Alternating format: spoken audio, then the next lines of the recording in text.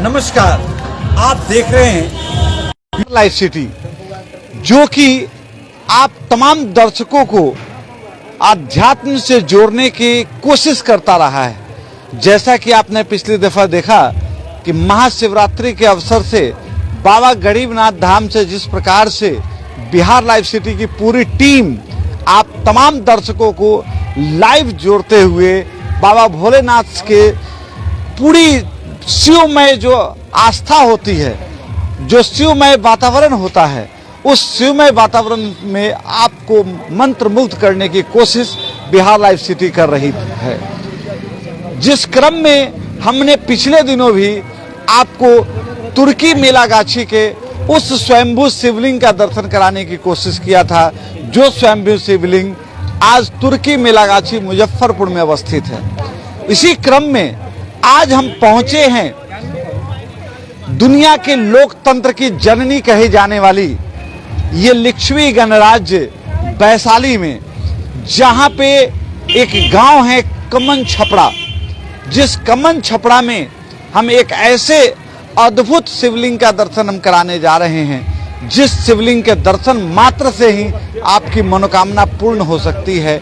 आप दर्शकों से निवेदन है कि आप थोड़ा समय देकर, थोड़ा सा आस्था के साथ, थोड़ी भक्तिमय अंदाज में इसको जरूर से जरूर देखें और इसे शेयर भी करते रहें, क्योंकि सबसे बड़ा पुण्य ये होता है जब हम किसी अन्य लोगों को पुण्य वाली जगह पे पुण्य आत्माओं को जोड़ने का प्रयास करते हैं, धर्म स्थलों से आम लोगों को जोड़ने का प्रयास करते हैं। इससे बड़ा पुण्य कुछ नहीं हो सकता है। खुद की पूजा करने से ज्यादा पुण्य दूसरों को पूजा कराने हेतु प्रेरित करना है। इसलिए आपसे निवेदन है कि आप इसे शेयर, लाइक, सब्सक्राइब करते हुए थोड़ा सा समय दें। आज हम पहुंचे हैं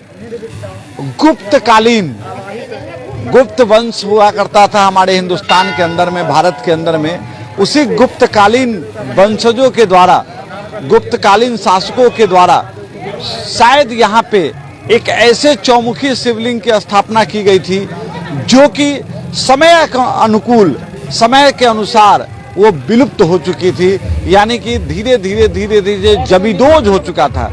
जिस प्रकार का समय अंतराल चलता रहा, ये जमीदोज हो चुका था। लेकिन सौभाग्यशाली भारत के इतिहास में यह हमेशा से प्रमाणित रहा है कि इतिहास के हर पन्ने की वो बातें किसी न किसी काल में आकर उजागर हुआ करती है। खास करके धर्म से जुड़ी हुई तमाम वो मुद्दे, वो सभी मुद्दे जो धार्मिक ग्रंथों में रचित की गई है, किसी काल में उस रचना को भी पुनरावृत्ति के रूप में हम तमाम दर्शकों के लिए देखने को एक सुनहरा अवसर मिलता रहा है। ये साक्षात बाबा भोलेनाथ की कृपा रही है। और इसी सिलसिला को देखते हुए 1965 में इसी मंदिर के पास हम लोग को यह एक जानकारी मिली कि 1965 में एक इनार की खुदाई को लेकर, कुआं की खुदाई को लेकर, वही गुप्तकालीन चौमुखी महादेव का जो शिवलिंग है, जिसका दर्शन लोगों को हुआ था, जिसको लेकर हम आपको सीधा प्रसारण को लेकर आए हैं। और हम आपको दिखाना चाहते हैं ये भव्य मंदिर, ये जो भव्य मंदिर है श्री विक्रमादित्य चतुर्मुख महादेव मंदिर के नाम से प्रसिद्ध है। चूंकि जिस प्रकार से इस मंदिर का नामकरण है श्री विक्रमादित्य एक वैसे शासक थे जो गुप्तकालीन शासक थे, उनके शासन काल का ये शायद चतुर्मुख महादेव मंदिर है, ऐसा इतिहास बताता है। जिसमें यह कम्मन छपड़ा वैशाली का यह जुड़ा हुआ क्षेत्र, जहाँ पे यह चतुर्मुख महादेव मंदिर की स्थापना हो चुकी है। यहाँ पे हम आप दर्शक से आग्रह करेंगे कि आप इसको जरूर से जरूर आस्था और भक्ति के साथ देखें। और ये देखिए, ये आपको चतुर्मुख महादेव मंदिर का वो प्रांगण, जहाँ पर आज भी महिलाएं भक्तिमय अंदाज में अपने बाबा भोलेनाथ को प्रसन्न करने की मुद्रा को लेकर आज भजन कीर्तन कर रही हैं। और इस प्रकार की जो ये माहौल है, ये आज साधारण सा माहौल इसलिए है क्योंकि यह साधारण सा दिवस है। लेकिन यहीं अगर आप जब महाशिवरात्रि का अवसर होता है या फिर श्रावणी माह का अवसर होता है, तो लाखों लाख की संख्या में लोग यहाँ उपस्थित होते हैं। हम आपको दिखाना चाहेंगे गर्भगिरी, गर्भगिरी हम आपको दिखाना चाहेंगे, लेकिन गर्भगिरी से पहले हम एक चीज आपको दिखाना चाहेंगे कि मैंने पहले भी बोला है कि पूजन करने से ज़्यादा पुण्य पूजन से जोड़ने में मिलता है। और जिसको लेकर चतुर्मुख महावीर मंदिर ट्रस्ट के जो भी ट्रस्टी हैं उन लोगों ने यहाँ बहुत ही बढ़िया व्यवस्था कर रखा है कि जो भी भक्तजन यहाँ आते हैं उनके लिए यह उपस्थिति पत्र है, यानी कि एक दरखास्त बाबा भोलेनाथ के चरणों में देने को लेकर आप लिखित रूप में अपने नाम को यहाँ दर्ज कराते हैं अपने मोबाइल नंबर के साथ, और यहाँ यथाशक्ति तथा भक्ति के उद्देश्य को पूरा करते हुए आपको जो बन पड़ता है यहाँ दान देने का काम करते हैं, जिसको लेकर पूरी पारदर्शिता के साथ यहाँ रसीद भी रखी गई है। पूरी पारदर्शिता के साथ यहाँ उपस्थिति पत्र भी रखा गया है, जिसमें आप देख सकते हैं ये 9/3/2022 की उपस्थिति पत्र है। आप समझिए प्रतिदिन का किस प्रकार से आंकड़ा है, और कुल मिला करके आप देखें तो ये लगभग इस साल में 5000 के आंकड़ा को पूरा कर चुका है यहाँ के लोगों के आने जाने वाले भक्तों का। मैं आपको गर्भगिरी में लेकर चलता हूँ, जिस गर्भगिरी को देखने मात्र से ही आपको बहुत अनुभूति ऐसी होगी जैसे लगेगा कि आप साक्षात शिवलोक में आ गए हैं। ये आप देख सकते हैं, ये बाबा चतुर्मुख महादेव मंदिर है जिनका ये गर्भगिरी, जिस गर्भगिरी को दूर से ही देखने से आपको लगेगा कि आप पूरे शिवमय हो चुके हैं, जिसको लेकर हम यहाँ के भक्तों से आपको मैं दर्शन कराने के लिए मैं आगे की ओर ले चल रहा हूँ। देखिए ये सामने जो लगाया गया है, ये जो लगाया गया है मिरर, ऐनक, जिसमें आपको शिवलिंग का दर्शन हो रहा है। आप तमाम दर्शकों से मेरा निवेदन होगा, जितना ज्यादा से ज्यादा आप शेयर करेंगे आप उतना ही पुण्य के भागी बनेंगे, क्योंकि मैं बार बार कहता हूं बाबा भोलेनाथ के दर्शन मात्र से ही बहुत बड़ा पुण्य मिलता है, और दर्शन कराने से उससे ज्यादा पुण्य मिलता है। इसलिए आपसे निवेदन है कि आप इसे शेयर जरूर से जरूर करें।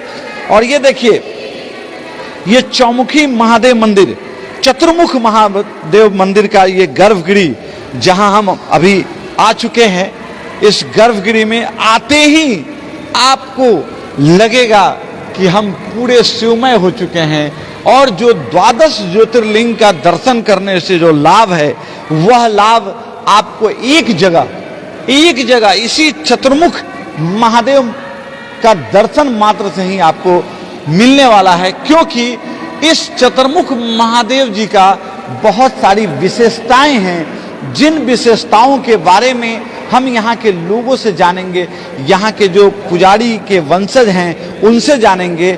और खासकर जहाँ तक जानकारी मिली है, ये मुख्य रूप से महादेव जी का ये रूप है, जिस रूप में ये साक्षात जिस त्रिनेत्र की आप धर्म शास्त्रों में सुनते होंगे, पढ़ते होंगे, महसूस करते होंगे, वही त्रिनेत्र रूपी महादेव यहाँ उपस्थित हैं, जिनका त्रिनेत्र यानी तीसरा नेत्र खुला हुआ दर्शन आपको मिलेगा।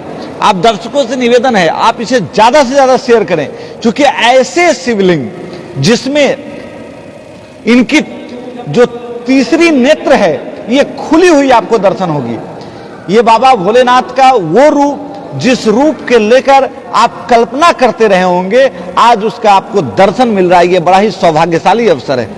भक्तों की भीड़ आज भी है, अन्य दिनों जिस प्रकार से भीड़ रहती है उस तरह से भीड़ आज भी है, जिसमें ये मैंने आपको दिखाया जिस बाबा भोलेनाथ की वो प्रतिरूप जिसमें उनका तीसरा नेत्र खुला हुआ है। मैं दूसरी तरफ लेकर चलता हूं आपको। दूसरी तरफ जब आप आएंगे तो ये ब्रह्मा स्वरूप इस बाबा भोलेनाथ का यह प्रतिरूप आपको दर्शन होगा, जिसमें आप देख सकते हैं ये ब्रह्मा स्वरूप, जिसके बारे में हम जरा सा यहाँ भी जाने क्या है इनका ये रूप, बताइए कैसा रूप है। जाने में हम सब पता नहीं आगे भविष्य में कामयाब हो पाएंगे या नहीं, क्योंकि जिस प्रकार से भक्तों की भीड़ यहाँ होती है और इनकी सुरक्षा को लेकर, इस भाषा को बचाने को लेकर, इस भाषा के संरक्षण को लेकर किसी प्रकार का कोई योजना शायद यहाँ नहीं चल रहा है, जिसकी वजह से ये धीरे धीरे विलुप्त होते जा रहे हैं। क्योंकि आप देख सकते हैं ये उखड़ गया है, ये देख सकते हैं ये उखड़ गया, जबकि ये उखड़ा हुआ नहीं था। ये जैसा कि लोगों ने यहाँ बताया कि ये पूरा का पूरा यहाँ नाम अंकित था या कुछ भी लेटर्स अंकित थे पाली भाषा में, जो धीरे धीरे उखड़ रहा है। इसलिए हम जो भी ट्रस्टी हैं या जो न्यास बोर्ड के हमारे अधिकारी हैं, उनसे भी मैं आग्रह करूंगा कि इस तरह के इतिहास जो लिखी हुई है इसको मिटने न दिया जाए, इसका संरक्षण करने में अपनी कदम को जरूर से जरूर बढ़ाएं। अब मैं आपको दिखाने की कोशिश कर रहा हूं बाबा भोलेनाथ के उस तीसरे स्वरूप का, जो तीसरा स्वरूप ये आप देख सकते हैं, ये सूर्य भगवान का स्वरूप है, जो साक्षात इस पृथ्वी पर, इस दुनिया में अगर कोई साक्षात देवी देवता नजर आते हैं तो उसमें सूर्य का एक नाम होता है, गंगा की एक पहचान है। जो ये लोग साक्षात आज भी नजर आते हैं, जिनका दर्शन हमें कल्पना में नहीं करना होता है, बल्कि वास्तविकता में प्रतिदिन सुबह सुबह ब्रह्मचर्य के उपरांत आपको सूर्य की दर्शन होती है। उसी सूर्य के रूप का यहाँ शिवलिंग का दर्शन है। बाबा भोलेनाथ सूर्य के रूप में किस प्रकार से यहाँ विराजमान है, ये अद्भुत ही कहा जा सकता है या फिर एक संयोग ही कहा जा सकता है, जो गुप्त काल में किस प्रकार से लोग धर्म के प्रति आस्था में थे, जिसका एक प्रमाण आप देख सकते हैं कि बाबा भोलेनाथ के सूर्य रूप का भी यहाँ पर दर्शन आपको मिल रहा है।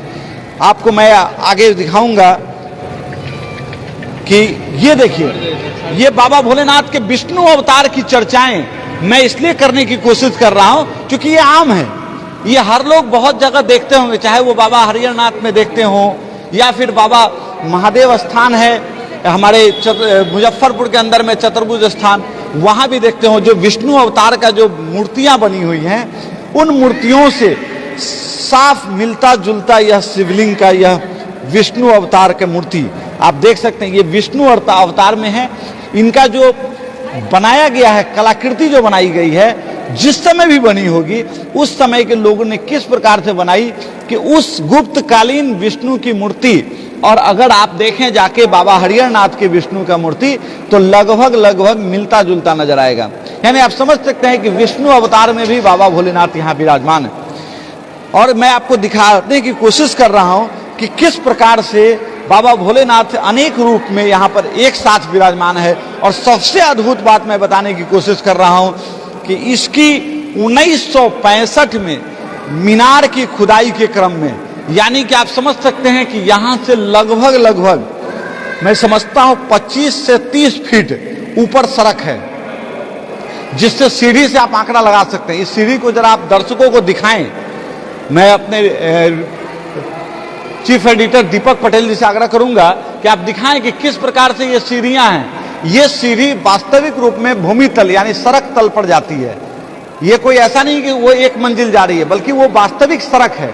और सड़क के नीचे यानी कि ये जो गर्भगृह है, वास्तव में ये गर्भगृह है, जिसका आप शाब्दिक अर्थ लेते हैं कि गर्भ में जो लोग रहते हैं और जो गर्भ का जो निवास स्थान होता है, जिसको गर्भगृह कहा जाता है, ये वास्तविक में बाबा भोलेनाथ का वो गर्भगृह है जो जमीन से नीचे है, लगभग 25 से 30 फीट नीचे है। यानी आप समझ सकते हैं कि जो यहाँ की इतिहास है कि 1965 में इनार की खुदाई हो रही थी, कुएं की खुदाई हो रही थी, जिस खुदाई के क्रम में यह भोलेनाथ का दर्शन हुआ था, यह वास्तविक में सही है।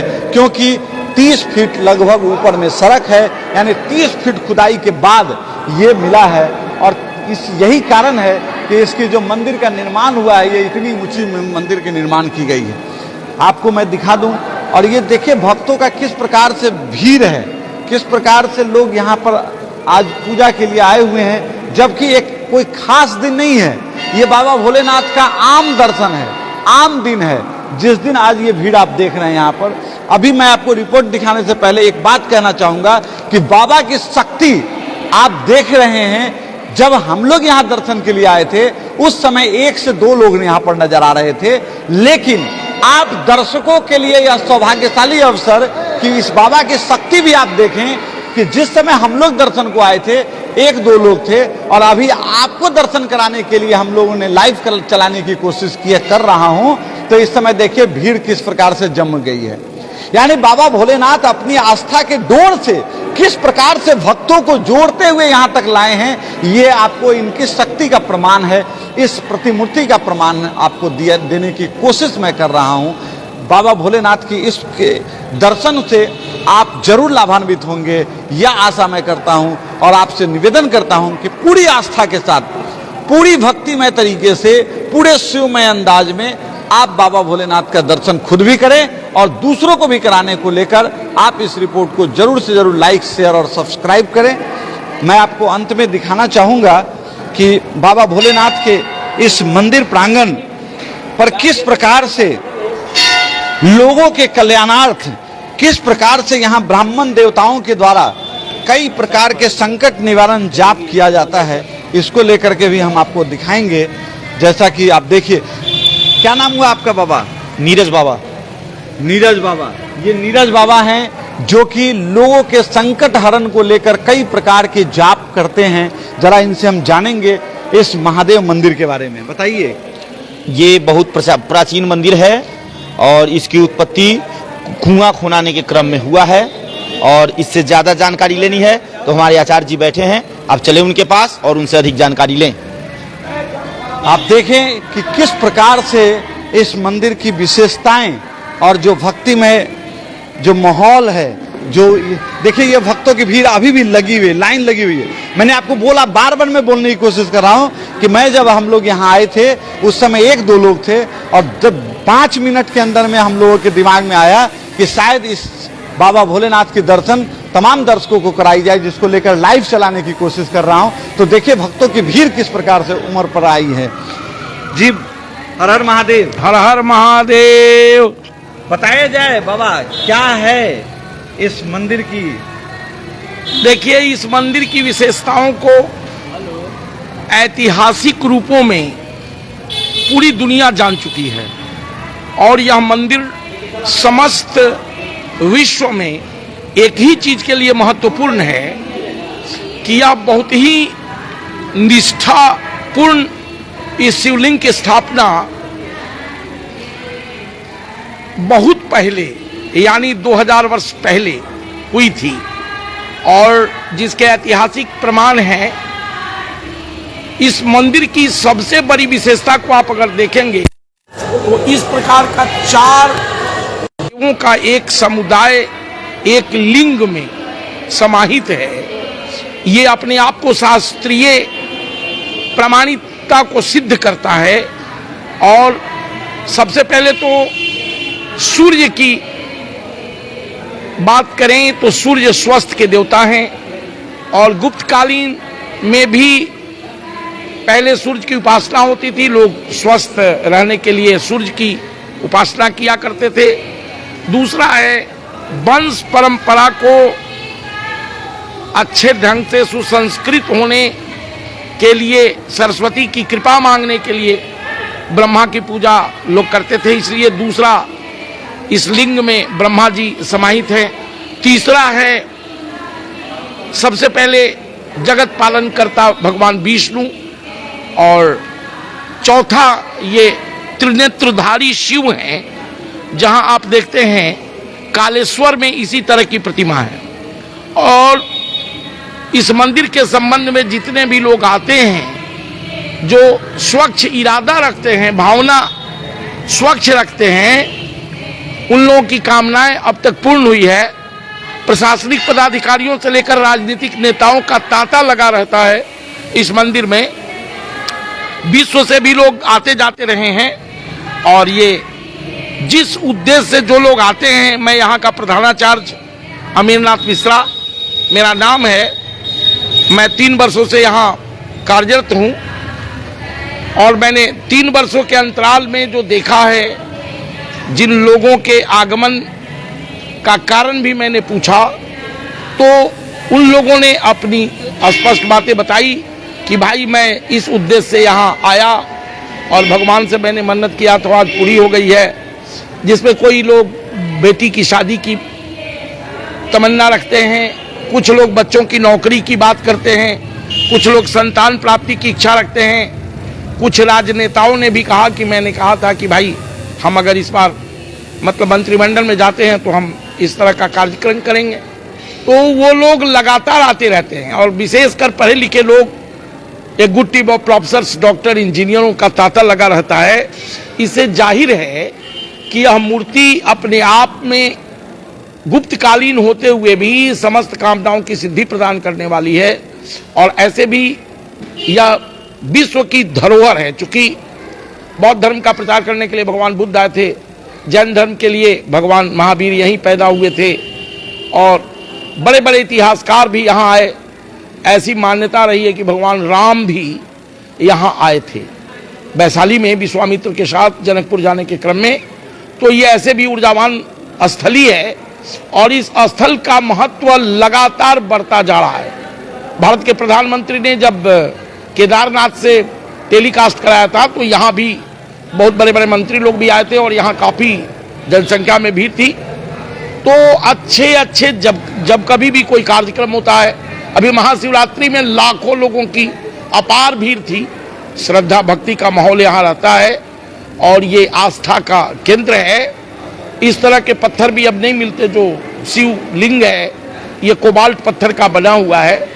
तो इसमें हम लोग 5 आचार्य हैं, पांचों समयानुकूल पूजा पाठ शास्त्रीय विधि विधान से करते हैं। सुबह और शाम भावपूर्ण आरती होती है, महाश्रृंगार होता रहता है और अब ये अपने आप में एक ऐतिहासिक होने के नाते यह विश्व प्रसिद्ध हो गया है।